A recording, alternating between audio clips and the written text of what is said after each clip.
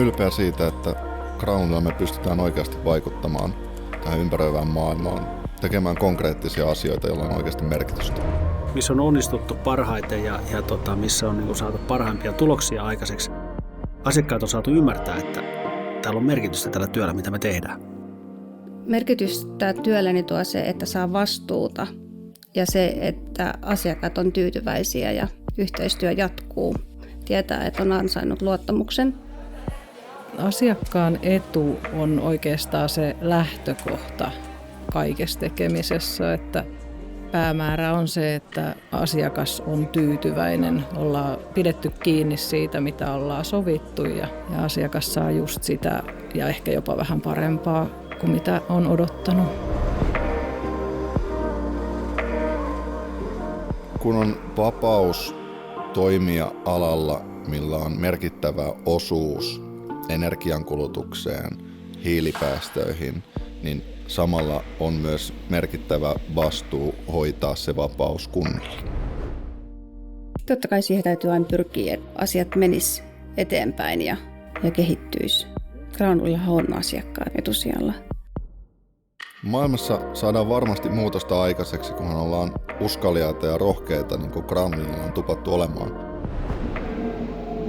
Pystyn itse tekemään muutosta tässä mun työssä sitä kautta, että minä autan asiakkaita tekemään muutoksia oman kiinteistönsä johtamisessa ja energiatehokkuudessa. Se, mitä mä itse teen, niin se muutos on oikeastaan semmoinen niin kuin luoda turvallisuuden tunnetta asiakkaille. On semmoinen niin kuin varmuus, että kaikki on kunnossa. Paras palaute on se, kun tulee vilpittömästi se kiitos asiakkaan suusta ja kehu siitä, että on saanut nopeasti apuja oman työnsä hoitamiseen. Granulin työyhteisö on hyvä. Että täällä kyllä mun mielestä työntekijät arvostaa ja kunnioittaa toisiin. Ja sitten mun mielestä se on just se kiva, että vaikka se on eri asemissa oleviin, niin silti kaikki puhaltaa yhteen hiileen. Että semmoinen, että ei tule semmoista eriarvoisuutta. Mä en ole kovin hyvä miettimään yksinään asioita, vaan enemmänkin haastamalla, keskustelemalla. Mä innovoin ryhmässä. Parasta on hyvät työkaverit ja hyvä maine. Voi olla ylpeä siitä, missä on töissä.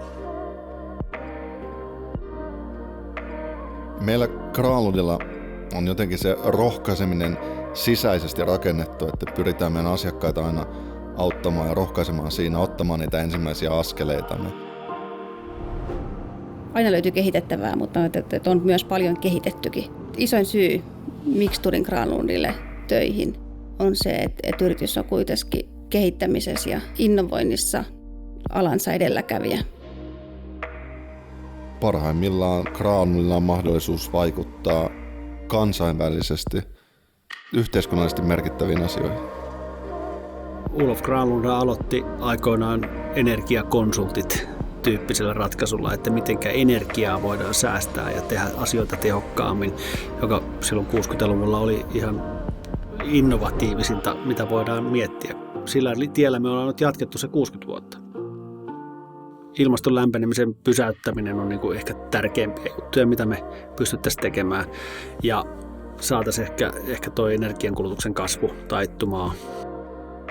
Kun katsoo tässä ympärilleen, niin kyllä mä uskon, että tällä porukalla me saadaan tosi hyvän lopputulos aikaiseksi.